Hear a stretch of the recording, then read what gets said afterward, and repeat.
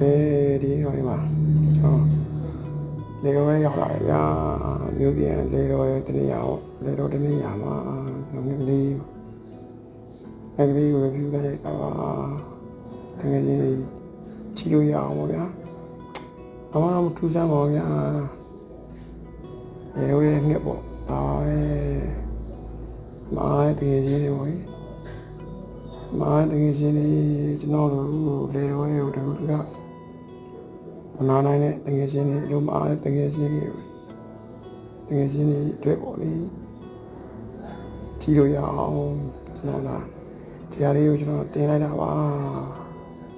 ဘာမှမဟုတ်เนาะတကယ်လို့ကျွန်တော်တင်တဲ့ဗီဒီယိုကြီးကြည့်ပြီးတော့စိတ်ထဲမှာတခုဖြစ်သွားရင်တော့ကျွန်တော်ရှင်းနေပါလေဗျာ